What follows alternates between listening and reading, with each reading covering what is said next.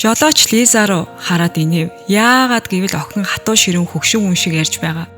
Харин бодит аав нь сургуулийн охин шиг хичэнгүүрэн сууцгааж байлаа. Ядарсан жолооч магадгүй би зорчигчдыг авсан уу эсвэл комеди жүжигчдийн дөрүүдийг авчихсан юм болов гэж бодсон байх. Тэд буугад жолооч сэтгцэн имлэгт ирснийг анзаарч хоёулаа бүтэн ухаангүй болсон гэж дүгнэв.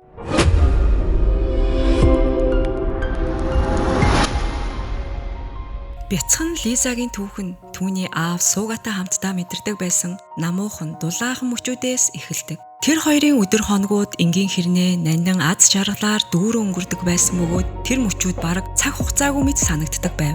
Лизагийн хувьд аав нь зүгээр нэг эцэг биш.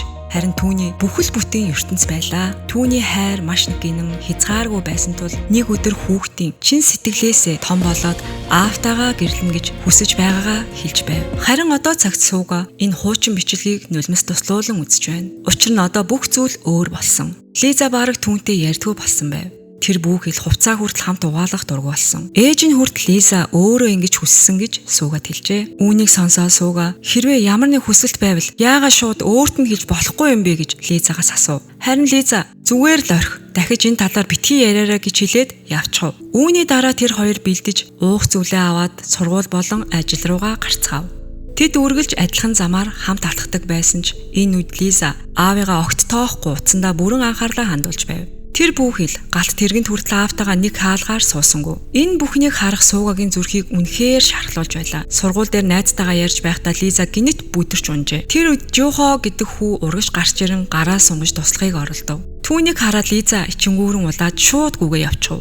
Учир нь Жохо бол түүний нууцхан дурлсан ирээдүйд найз залуухаа болохыг хүсдэг хүү байлаа. Тэр орой гэртээ харих замдаа Жохо скутертэйгээ түүн дээр ирэв. Тэр Лизад найз нь түүнийг маш сайн дуулдаг гэсэн даваа гараг шалгаруулалт болох гэж байгааг дуулгав. Чи оролцох уу гэж асуухад Лиза зөвшөөрчвэ.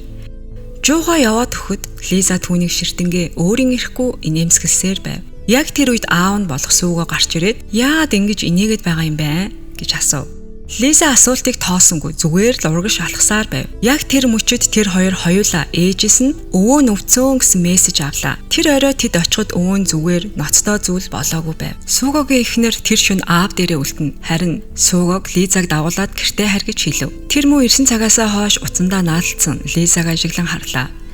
Ээж нь Лизагаас хүнтэй уурхиж байгаа юм уу гэж асуухад Сууга шууд оролцож тэр скутер онсон хүүл байх гэж хэлв. Ингээд гэр бүлийнхэн маргалдаж эхлэж Лиза уурлан гарч одов.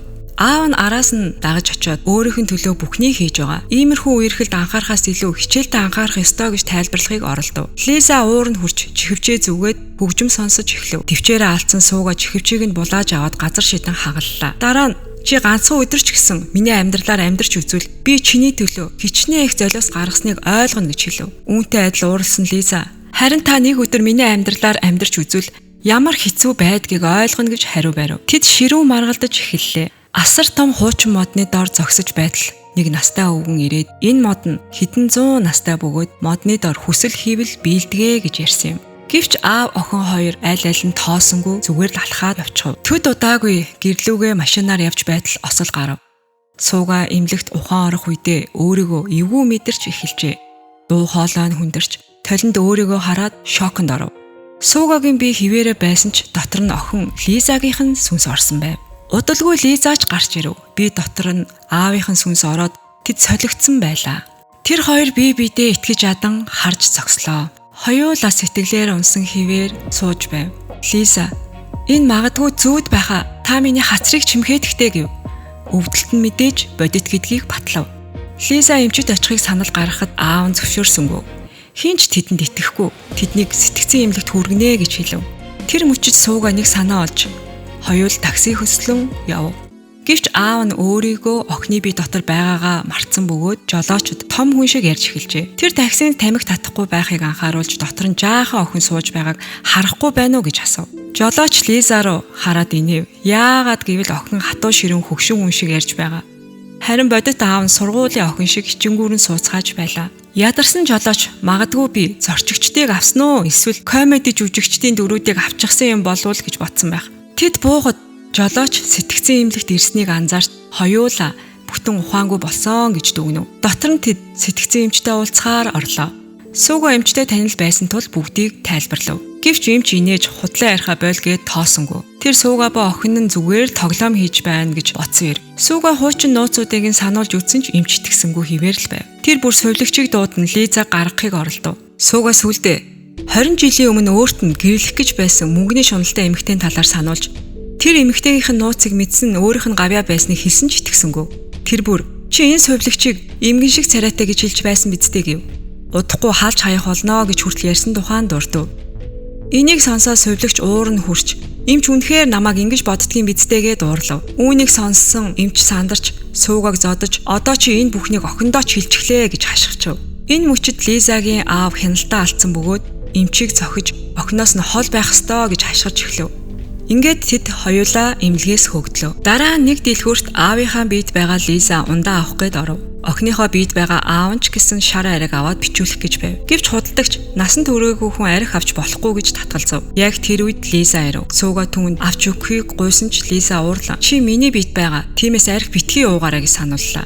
Худалдагч бүр гайхсан байдалтай. Яагаад энэ эрэгтэй охин руу аав гэж яриад байгааг ойлгохгүй байв. Тэд тайлбарлахыг оролдсон ч худалдагч тэднийг тохуурхаж байна гэж бодон маргалдаж эхэллээ. Эцэст нь түүний эхнэр ирж чирэн авч явж чи яаж чадахгүй юу ч зохицуулаад хийж чадахгүй хүн юм а гэж уурлав. Энэ бүхнийг харсан Сууга Лизад хэлэхдээ энэ явдлыг хэн бүхнээс ялангуяа ээжээсээ нууцлахыг сануулав. Дараа нь гэртээ Суугагийн эхнэр тэр хоёрт маш их хоол хийжээ. Би энэ Лизад орсон Сууга хүссэн хэмжээгээрээ идэж байлаа. Эхнэр нь охиноо эцээ хоолоо зөв идэж эхэлсэн гэж бодож эхлэв. Харин Лиза бодож байлаа. Аавын бие дотор байгаа тул одоо хоолны дэглэм барих шаардлагагүй гэж. Яг тэр үе Суугагийн эхнэр пив гаргаж ирэв. Сууга шууд шүсэн гоожиж эхэлсэн ч охины бие дотор байсан тул ууж чадахгүй байлаа. Лиза ч мөн уух ёсгүй гэдгийг мэдэж хоёулаа хуурамч шалтгаан хийлэн татгалзаж эхлэв. Суугагийн эхнэр сэжиглэж аав охин хоёр өнөөдөр гинэт яагаад ийм их юм ярьж байгааг гайхав. Тэр Суугаг охиноо яагаад ингэж сайхан ааштай байна вэ? Үүний тулд хэдэн төгрөг өгсөн бэ гэж асуув. Энэ асуултнаас бултахын тулд тэд инээлдэж эхлэв. Маш итгээд инээмсэглэл гарган илүү буруутай мэт харагдав. Дараа нь Лиза уцаа шалгаж жуугоогоос уулзахыг хүссэн мессежийг харлаа. Тэр баяртайгаар инээж. Гэхдээ яг тэр үед ээж нь өрөөнд нь орж ирээд хажууд нь хэвтчихв. Үүнийг хараад Лизагийн зүрх нь хүчтэй цохиллоо. Гэсэн ч азар ээж нь тэр өдөр ядарсан тул хурдан унтаад өгөв. Тэгээд Лиза интернетээр бие солигдохын талаар хайж эхэлж өөрийн бие рүүгээ буцах аргыг олж мэдхийг хүсв. Тэгэх зур Сууга номын сан руу явж ном уншиж өөрийгөө төвлөрүүлв. Гэвч тэр ч гэсэн биеэ солихыг буцаах талаар ямар ч үр дүнтэй мэдээлэл олж чадсангүй. Дараа нь Лиза ааваас ойрхон ирж маргааш сургуульд очих ёстой болохыг хэлж бие биедээ хэрхэн бүх зүйлийг зохицуулах талаар асуув. Аав нь тэдний бие яагаад ингэж солигдсныг гайхан бодож эхлэв. Тэгээд тэр хоёр настаа хөгшний дурдсан хуучин Гоко модны тухай санав. Тэд яаралтай түүн рүү залгаж асууж эхэллээ. Мөн хөгшин модны доор үнэн сэтгэлээсээ залбирвал сүнсэн солигдож болохыг хэлэхэд Сууга эргэж хэвэндээ орох хугацааг асуухад мөн хөгшин 7 хоногийн дараа бүх зүйл байгалийн жамаараа эргэн хэвэндээ орно гэж хатуухан хэлээд гинэт уцаа таслав. Өөр аргагүй тул тэр хоёр ч итгэхээс өөр сонголтгүй болжээ. Ингээд тэд 7 хоног ийм байдлаар амьдрахаар шийдлээ. Сууга Лизад хэлэхдээ тэр болтол Лиза аавынхаа оронд офис руу явах, харин аав нь охиныхоо оронд сургууль руу очих. Бас энэ нууцыг хинээс ч нууцлах ёстой гэж анхааруулв. Лиза 7 хоногийн дотор болох аудишндаа санаа зовж байхад Сууга олон жил бэлтгэж байсан шинэ санаачлахын хурлаа бодож сандарч байлаа. Гэвч тэд 7 хоногийн турш муудалцахаас зайлсхийхийн тулд хамтран ажиллаж маргалдахгүй байхаар тохиролцов. Дараа өглөө хоёулаа анзааралгүйгээр өдөр тутмын уух зүйлсээ барьж авцгаав.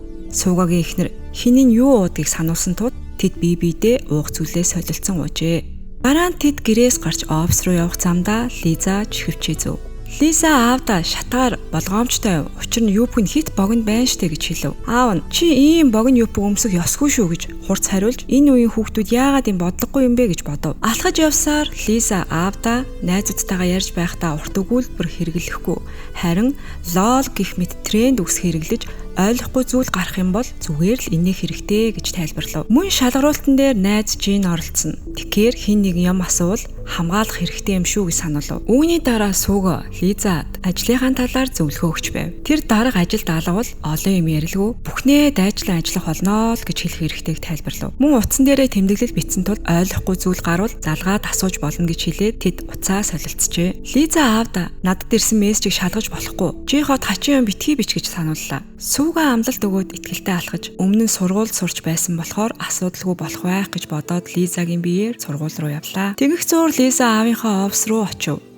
Бүгд түүнийг хараад бүхийв. Тэрүүхэн зур Лиза үүнийг аавдаа хүндэтгэл үзүүлж байгаа гэж бодов. Гэвч үнэндээ түүний араас алхаж буй менежертэй холбоотой гэдгийг ойлгов. Энэ нь үнэхээр эрх мэдэлтэй нэгэн байлаа. Сургуульд Сүүга Лизагийн анги руу ороод нүдний шилтэй нэгэн охин номоо гүнзгий судалж байгааг анзаарлаа. Тэр энэ охин ангийн шилдэг сурагч байх гэж бодно. Сурахт нь туслах байх гэд хажууд нь суулаа. Түүний нэрийг Күми гэдэг байв. Сүүга нөхөрлөх гэж үзэхээр оролцсон ч Күми түүнийг огт тоосонгүй. Яг тэр үед Жин ирв. Тэр Лизаг биш, аав нь гэдгийг мэдсэнгүй. Жин санаандгүйгээр би найз залуутайгаа цуслангийн байшин руу явна. Ээжтэй чамтай хамт явна гэж хэлсэн шүү. Ээж залгуул намайг хамгаалаарай гэв. Мөн дараа нь Жихотоогоо хамт явхад чинь би ч гэсэн чамайг хамгаална гэд хэлчихв. Үүнийг сонсоод Сүүга төвчээр нь алдаж Жин руу хашгирлаа. Жин уурлаад яваад өгөв. Сүүга Жихо гэж хөвгүн охиных нь сэтгэлийг татгаар оролдож байгаа юм байна гэж ойлгов. Тэр шууд Жихотой уулзахаар шийдэв. Энэ хооронд офст Лиза аавынхаа хамтран ажиллагчдтай таарав. Нэг эр сандарсан байдалтайгаар дарга биднийг ажлаа зөв хийж байгаа эсхийг шалгах гэж харж байгаа байх гэж хэлв. Тэр дороо балмагдж өөрийгөө өмөрөн би ажлаа үргэлж шударгаар хийдэг гэж хэллээ. Өрөвдөлтөө Лиза айсандаа юу ч хэлж чадсангүй. Дараа нь аавынхаа тэмдэглэлийг уншаад тэр хүн нь үнэндээ түүний туслах Жи гэдэг их хөдөлмөрч боловч тун яршигтай нэгэн болохыг олж мэджээ. Мөн аавынхаа бусад хамт олон дотор Юми нэртэй нэгэн эмэгтэйг харлаа. Юмиг хараад Лиза тэр чинь ямар сайхан би галбиртай юм бэ? Би ч гэсэн ийм болмоор байна гэж бодов. Удалгүй өдийн цайны цаг болж бүгд хоолнд гарч явхад Сүүгаг хинч цуг явъя гэж хэлсэнгүү. Энэ нь Лизад аав нь ажил дээрээ ямар ч нэр хүндгүй юм байна гэж бодогдуулав. Сургуульд Сүүга дуулалтын шалгаруулалтанд Жихог харахаар ирэв. Энэ охин яагаад ийм хөнгөн сонин харагддаг хүүд дурлсан юм бол гэж бодон байнга ширтэж байлаа. Тэгэх зур Жихогийн хажууд суугаа хүү Лизаг өөрийг нь ширтэж байна гэж ойлгоод түүнд сонин дохио илгээж эхлэв. Эцэст нь аудишнд Лизагийн ээлж ирэв. Сүүга босч гитар барин залуу насыг нь санагдуулах хуучны дуу дуулж эхлэв. Үүнийг ажиглаж байсан Жин дотроо найз минь ямар нэг сүмсэнд эзэмдүүлсэн байх. Тэрнээс биш яагаад ийм хуучны дуу дуулна гэж бодов. Гэвч дуу дуусгаж Жихоч бас хуучны дуунуудыг хайрладаг нь мэдэгдэж үнэхээр Лизаг биширчээ. Үүнийг хараа Сүүга улам илүү уурн хөрөв. Тэгэх зур оффист Жи ажлынхаа тайлангүйч байхад Лиза уцаараа сонин зүйл үзэж байлаа. Үүнийг харсан Жи Сүүгад ажилдаа анхаараа шин санаачлагын хурдыг чи төлөөлөх болно гэдгийг сануулгад Лиза юу ч ойлгоогүй ч Жиг магтаж би чаднаа гэж хэлв. Дараа нь Жи зарим алдартай хүмүүсийг бүтээгдэхүүнээс сурчлахад сонгосон тухай тайлбарлав. Гэвч Лиза яагаад хөгшин хүмүүсийг сонгосон болохыг асууж оронд нь өсвөр насны охидын дуртай алдартнуудыг сонгох хэрэгтэй гэж санал бололоо. Жи гайхаж Сүүга бүрэн ухаанаа алдсан байх таа гэж бодов. Тэр Лизад Сүүга та өөрөө өмнө нь энэ хүнийг санал болгож байсан биз дээ гэлээ. Яг тэр үед Юми орж ирэн тэр ч мөн чагсаалтыг өөртөө таалагдахгүй байгаа шинэ чагсаалт бэлдэх санал гаргав. Лиза хурдан зөвшөөрөв. Дараа нь Жи орой Кюн гэсэн хүнтэй хоолнд орохоор болсон. Сүүгаг зөв ярилцаж гэрээ хийх хэрэгтэйг хэлв. Тэр орой Сүүга үдэшлэгт ирсэн байлаа. Кюн гэдэг нь жинхэнэ навшин хүн байв. Лиза бусдтайгаа зогсож чадахгүй арх уудгүй тул Кюний уур нь улам их хурж эхлэв. Тэр уурлан Сүүгаг дуулж бүжиглэх ёстой гэж шаардлаа. Юми шууд Жи хийхийг санал болгож уур амьсгалыг зөөлрүүлэхийг хүсгэд Кюн зөвшөөрсөнгүй. Уур амьсгалыг эвдснээрээ Сүүгаал хийх ёстой гэж ундгаа тулгав. Кюн Сүүгаг дуулж бүжиглэх ёстойг зарлаж 95-аас дээш оноо авбал гэрээ байгуулах болно гэж хэлхийг сонсоод Лиза сорилтыг хүлээж аваад би энэ аавынх нь гэдгээч мартан яг л охин шиг дуулж бүжиглэж эхлэв. Бүгд гайхан ширтэж гэхдээ эцэст нь 97 оноо авснаар бүгд баяр хөөр болжээ. Жи яаралтай Кюнд уух зүйл өгч гэрээ байгуулахыг ятгав. Гэвч Кюн жинхэнэ төрхөө харуулж архиа эмэгтэй хүнээр хундаглуулахыг илүүд үздэг гэж хэлв. Тэр Юмиг өөрт нь үйлчлэхийг шаардаж улмаар түүний бие зохисгүй хурж дарамтлахыг оролдов. Юми илт эвүүцэж байсан ч эсэргүүцэж чадсангүй. Тэр үед Лиза бүхнийг нууцаар бичин авч зориг гарган олон хүний өмнө тоглуулж үүнийг аль хэдийн интернетэд байршуулсан гэж хэлв. Кюн мэл гайхаж Юми авраг болсон мэтэл тайвширлаа. Дараа нь Лиза гэрлүүгээ явдлаа. Замдаа нэг хүнийг ажиглав. Ажлаасаа ирээд эхнэр охиноороо халуун дотн тосуулахыг хараад Лиза урт хугацаанд аавыгаа орхитуулсан гэдгээ ойлгов. Тэр аавынхаа хэдэн жилийн турш ашигласан хуучин цүнхийг нь насыг нь даган нүүр нь үрчлээсэн байсныг санав. Гэртээ ирээд Сүүга Лизагаас оффист ямар нэг асуудал үүсгэсэн эсхийг нь асуухад Лиза үгүй ээ гэж хэлээд компани оройн хоолны талаар ярив. Дараа нь өөртөө уцаа шалгацгаав. Лизагийн утсан дээр Жохогоос ирсэн чи үнэхээр гоё дуулдаг юм байна. Надад маш их таалагдсан гэсэн зурсууд байсан бол Суугагийн утсан дээр Юми чиний бүжиг үнэхээр сайхан байлаа гэсэн зурсууд байна. Сууга ямар бүжиг? Чи яг юу исэн юм бэ гэж асуув. Лиза зөвхөн өөрийн мэддэг байдлаар бүжиглсэн гэж хариулаад аудишнд яг юу босно юм бэ гэж асуув. Сууга бүгд дуунд нь дуртай байсан. Яг л бөмбөг дэлбэрсэн мэт байсныг хэлэхэд Лиза баяр хөөрөөр дүүрв. Дараа өдөр Сууга сургууль руугаа явахдаа юбкийн янзлах зураа дэлгүүрт байгаа нэгэн хувцас нүдэнд нь тусахад дотгошоо орж өмд аваад эрэгтэй хүүхчиг хувцслан сургууль руугаа орж ирэв. Бүгд гайхан харлаа. Жихот хүртэл энэ байдал нь их таалагдж байв. Энэ үеэр Лиза ч мөн олон зүйл худалдаж аваад оффистоо ирэхэд түүний зан аш улам л эмэгтэйлэг болсон байв. Удалгүй ерөнхий менежер дуудсан тухай сонсов. Тэр очиход менежер өнөөх видеог үзүүлж Суугааг загнаж гарав. Лиза өөрийгөө хамгаалan тэр хүн чинь хамтран ажиллагчаа доромжилж байсан. Би ийм байдал чимээгүй сууж чадахгүй гэж тайлбарлав. Гэвч ерөнхий менежер видеог устгаж даруй уучлалт гуйхыг тушааж гэр бүлээ бодж л байвал дууга хийх ёстойг анхааруулan Суугааг хөөж гаргав. Сургууль Суугаа охиныхоо сурлагын үнэлгээнд буурсан гэдгийг олж мэдлээ. Энэ нь охин нь хичээлээ сайн хийж чаддаггүйг харуулж байв. Тэгтэл шилдэг сурагч дуршилтын шалгалт маргааш болохыг хэлв. Сууга үүнийг амархан гихчин давандаа гэж бодлоо. Гэвч багш хичээл заахад юу ч ойлгосонгүй. Юу ч толгойд нь ч орж ирсэнгүй. Тиймээс тэр шилдэг сурагчийг авилгалаар ятгаж орой гэртээ ирж хамт хичээлээ тавтахыг нь гуйв. Охин хид хідэн удаа татгалцсан ч Сууга зөвхөн нэг удаа гэдгийг амлаж эцэст нь тэр зөвшөөрөв. Энэ үеэр Юми Суугааг доромжлоос аварсанд нь талархан түүнийг уух зүйлээр дайлахыг санал болгожээ. Лизад тэр газар ч таалагдж Юмигийн хумсыг магтан өөрийнхөө хумсыг ч ийм болгомоор байна гэд ярилцаж эхэллээ. Гэртээ Суугаа шилдэг сурагч болон Жинтэй хамт хичээлээ давтаж байлаа. Яг тэр үед Жин аавынхаа зурсуудыг авч найзынхаа гэрт амар амгалан суралцах боломжгүй байдагт гомдлоо. Үүнийг сонсоод Суугаа түүнд би ч гэсэн эцэг хүн гадны ертөнц хэр аюултайг чи огт ойлгохгүй байна гэж тайлбарлав. Аауд санаа зовдөг нь бүгдийг харж туусан учраас гэж тайлбарлалаа. Яг тэр мөчид шилдэг сурагч эцэг ихэн түүнийг гэртээ байхгүй гэж мэдэхгүй байж магадгүй гэж хэлэх Суугаа. Би ийм охинтой байсан бол хизээж санаа зовхгүй байх байсан гэхэд шилдэг сурагч тийм бишээ. Эцэг их минь үнэндээ надад анхаарал тавьдаггүй гэж хэлээд ер нь эцэг их зөвхөн хүүхэд нь сурлагын амжилт гаргах үед бахархах ёстой биш. Охин амжилттай суралцсан эсгээс үл хамааран эцэг ихийнхээ хүүхэд хിവэрэл байх хэрэгтэй үсттэй гэж хэлв. Суугаа энэ бүхнийг анхааралтай сонсож байлаа. Яг энэ үеэр Лиза худалдаж авсан олон зүйлээ барин гэртээ ирэхэд Суугагийн эхнэр хэрэггүй зүйлд мөнгө өрсөн аавыг загнав. Гэвч Лиза аавынх нь биеийг ашиглаж байгааг санан бүхнийг өөрийн мөнгөөр авсан гэж хэлв. Суугагийн эхнэр нам гүн болов. Тэгтэл Лиза Жинийг хараад баяртай гараад алхахад Жин гайхан яагаад Лизагийн аав над руу даллаад байгаа юм болоо гэж бодов. Лиза шууд ойлгож юу ч биш мэт жүжиглэн тоолгүй дээшээ гарлаа. Дараа нь Суугагийн эхнэр хэд хоног аавынхаа гэрт байхыг хэлж тэр хоёрыг анхааралтай байхыг хүсв.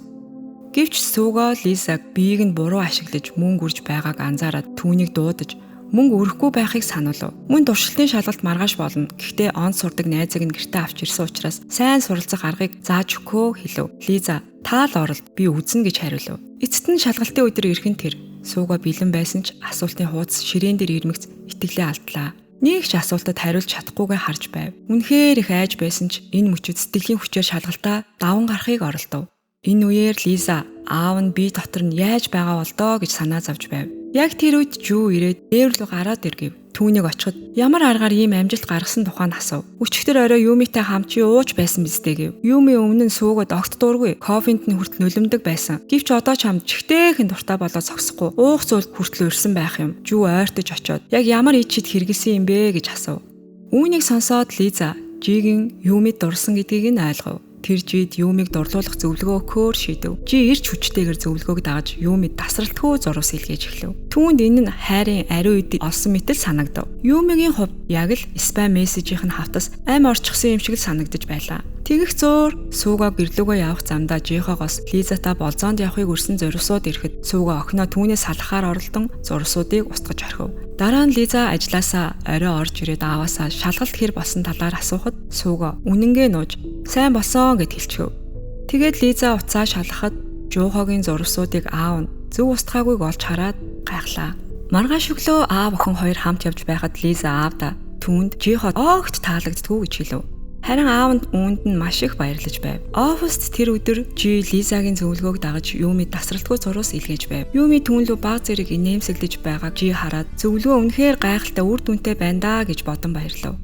Гэвч удалгүй Юми инээмсэглэж байгаад гарынхаа дунд турууг харуулхан тэр. Яг тэр эвгүй үеүү дуудлага авч суугаад маркетингийн баг липстик бүтээгдэхүүнээ Home Shopping Show-д танилцуулах гэж байгааг мэдээлв. Бүгд бэлтгэлж шуурхаа орцголоо. Сургууль шалгалтын үр дүн гарсан байв. Суугаа Лизагийн зэрэглэлийг 29-оор бууруулсан нь өмнөхөөсөө маш доогор байлаа. Тэр үеэр шилдэг сурагч гэж бодсон охин эцэст нь хамгийн сүүлд орсон байжээ. Тэр сэтгэлээр унсан байдалтай гарч буланд уйлж эхлэв. Суугаа төхөж очоод чи ч гэсэн нэгч хариулт мэдэхгүй байсан юм шүү дээ гэж асуув. Күми гомдолтойгоор чи намайг шоолж байна. Би үргэлж хамгийн сүүлд л ордог үсттэй гэв. Үнэн хэрэгтээ тэр хүүхэд хичээлдээ маш муу байсан болохоор байнга хичээлдэг байсан нь түүнд дээд амжилттай сурагч гэж бодогдуулсан байжээ. Удалгүй жин ирж Күмийг тайвшруулан чи ядчил хичээсэн шүү дээ. Битгий гуниглаарай гэж зоригжуулв. Суугаач мөн өөрийнхөө охины талаар үргэлж буруу ойлгож явснаа мэдээд тэр ч бас маш их хичээж байсныг ухаарлаа. Харин энэ үеэр офс гэрээс худалдаа хийх нэвтрүүлэг эхлэх гэж байв. Тэр үеэр маркетингийн багийнхан осолд орж хинч танилцуулах боломжгүй болжээ. Жи болон Юми хоёр нэг нэгнийгээ камерын өмнө түлхнэ. Гэхдээ хоёулаа ичимхий байв. Тэгэхэд Лиза зоригтойгоор урд нь гарч ирэв. Шоу эхэлж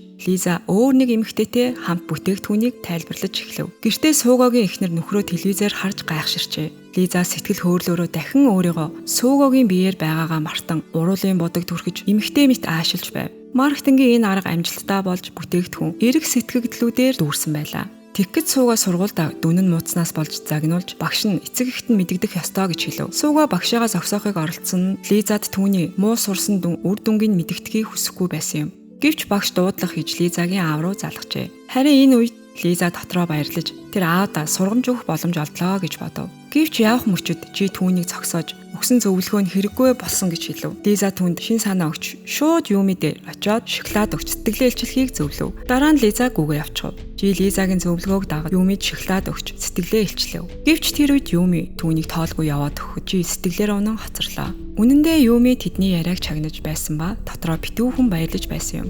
Учир нь тэр ч мөн түүнд дурлсан байлаа.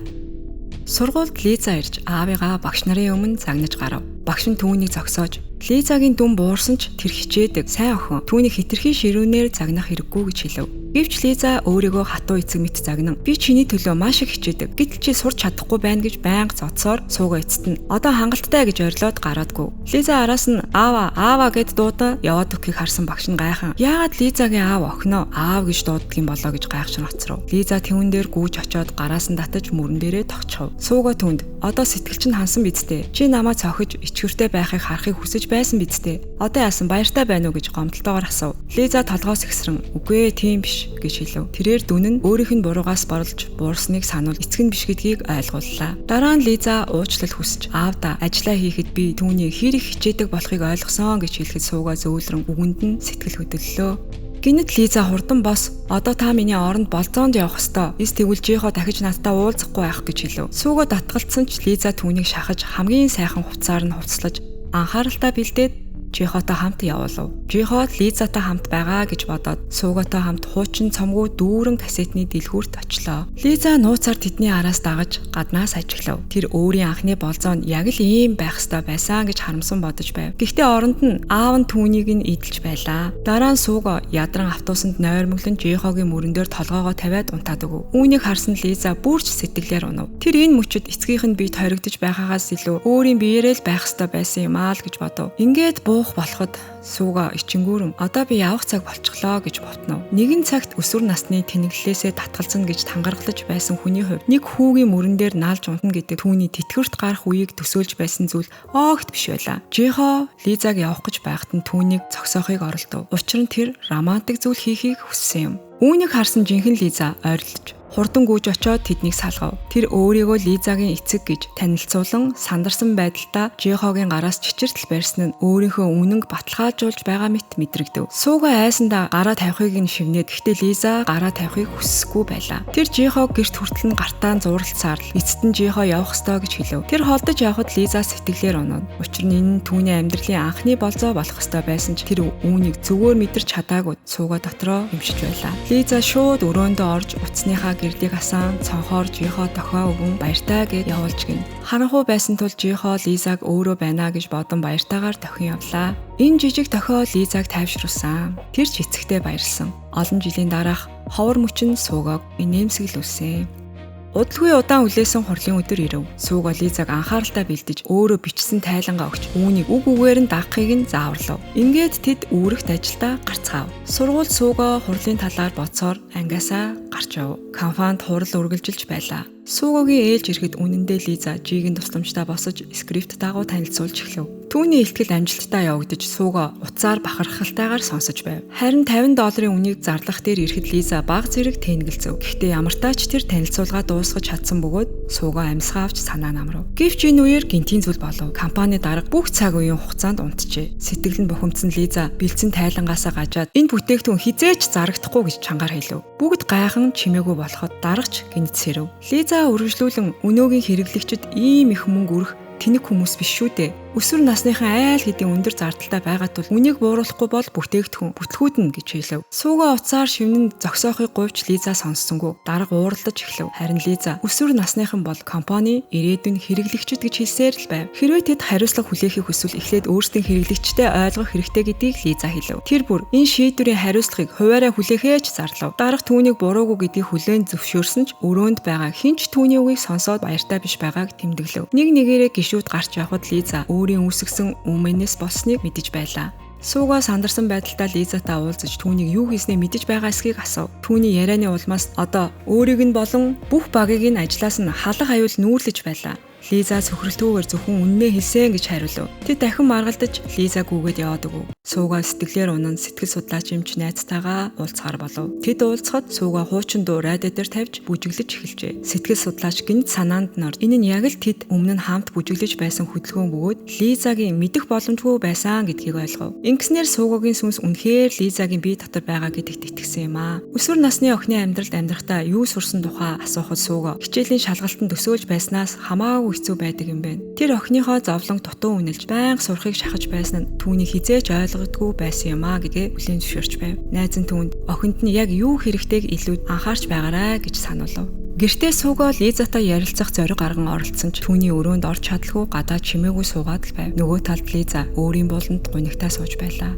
Шүн ингэж өнгөрөв. Дараа өглөө Лиза Жигээс мессеж хүлээн авч гүйж гарахтаа уцаа унгаасан байв. Сууга гарч явахдаа түүнийг нь олжээ. Дараа нь тэр бейсболын талбайд бухимдлаа гарган бөмбөгүүдийг хүчтэй зохиж байлаа. Тэр үед утсанд нь өөрийгөө болон бүх багийг нь хажлаас хасан байсныг олж мэдээд гайхан сандран тэр шууд ундаг дугуй хулгайлж компани руугаа давхилаа. Энэ үед Лиза даргалуугаа шууд очин аавыгаа болон багийг нь ажлаас халахгүй байхыг өвдөг сүгдэн гуйж гарав. Гэвч дарга нь хүйтэн хүндий байдалтай. Өчигдөр чи хариуцлагаас айх хэрэггүй гэж хэлсэн биш үлээ. Одоо чиний багийнхан хариуцлага хүлээх ёстой гэж сануулв. Лиза гуйсаар байхад тэр тоолгүй яваад өгчв. Яг тэр үед Сууга хулгаалсан дугуйтайгаа явж байгаад маш ноцтой осолд оржээ. Түүнийг яаралтай эмнэлэгт хүргэж амийг нь аварсан ч тэр ухаангүй хэвээр л байлаа. Лиза уйлан аав нь өдөр бүр юу туулж байсанг ойлгожээ. Түүний утсыг харж бүх зургууд нь охиных нь хүүхэд наснаас нэглээд хөгжилтэй инээмсэглэлтэй мөчүүдээс аажмаар холдож эхэлсэн жилүүд хүртэлх Лизагийн бүх зургууд байсныг олж харав. Ухаангүй хэвтэж буй аавдаа гимшин танд хайргүй учраас би холцсон юм шээ. Харин би өөртөө харамсаж сул охин мэт санагдаж таныг гонсоолохгүй тулд холцсон гэдгээ уйлан байж хэлээд би танд маш их хайртай шүү дээ гэд маш ихээр уйлж гарав.